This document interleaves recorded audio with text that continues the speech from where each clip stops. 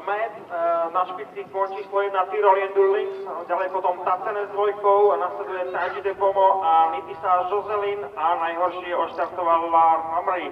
Ramri je na poslednej pozícii. Kone už sú na konci protiľahlej steny, ale pred sebou majú ešte 1,5 okruh na zhruba 1400 metrovej slušovickej dráhe. Vo vedení Tyrolean Durlings zostane je konzorcium s Romanom Chrastinom na druhej pozícii. Jej stajňová kolegyňa Tacene, v súlke tréner, majiteľ vodní Čiži Svoboda na tretej pozícii, potom nasleduje Taji de Pomo so Zdeňkom Škobisom, zostane Viktória.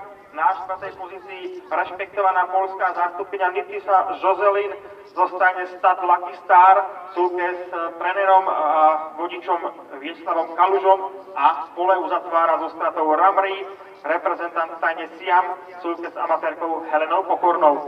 Takáto je situácia pri prvom zatočení do cieľovej roviny. Zhruba 1800 metrov pred cieľom vedie dvojica stajnie z konzorcium. Menej šancová Tyrolean Durlings, ktorá zdá sa rozráža vietor pre favorizovanú Tacene, ktorá je vlastne už trojnásobnou tohtoročnou víťazkou na zápolení francúzskych koní v Slušoviciach, ale zvonka nastupuje jeden z favoritov, polská veteránka Nitisa Joselin, ktorá tu triumfovala pri poslednom vystúpení nášho telesedačnícu, ale jej Svoboda sa snaží supera nepustiť do výhodnejšej stopy a zdá sa, že Vieslav Kaluža doplatí na výskyt tretej, či dokonca štvrtej stope, ako by to nenašlo v minulosti, najmä videli na pražskom ovále, keď polskí jazdci jazdívali štvrté, piaté stopy, tak teraz zdá sa, Nitisa Joselin doplatí na tento fakt a podľa môjho názoru skromného už to môže veľa znamenať. Na protiľahlú stenu vybieha ako prvá dvojica Tyrolean Durlings a Tacene. Zamýšľal sa tam aj Taji de Pomo, ktorý ide veľmi dobre, kde sa môže prekvapiť, a zvonka Nitisa Joselin, ktorá nabehala v oblúku možno aj o 50 metrov viac, takže naozaj uvidíme, ako bude vládať so silami záberdostihov. So stratou dobrých 100 metrov na 5. poslednej pozícii pokračuje v dostihoch Ramri, ktorý ešte môže získať posledný 5. honorár.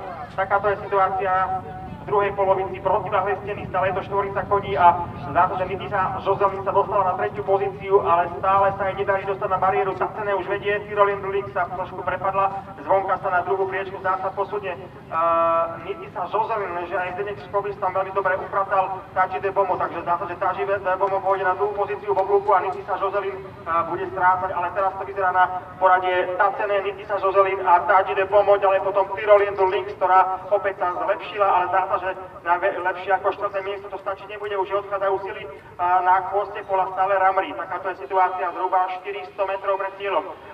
S plnými šancami točí do finále Tacene, súperíži Svoboda, stane z konzorciu, na druhej pozícii potom sa vyváža Nitisa Joselin, ale takisto aj Taji de Pomo, ktorý podľa mňa ešte zaberie reprezentant stane Viktória so Zdeňkom Škobisom, ale Tacene teraz odchádza od svojich súperov, záverečných 150 metrov, Tacene bojuje o víťazstvo a zvonka polská favoritka Nitisa Joselin, ktorá ale rozdáva metre a bude to ročný boj Tacene alebo Nitisa Joselin a Vieslav Kaluža pripíše druhý tým, alebo nie.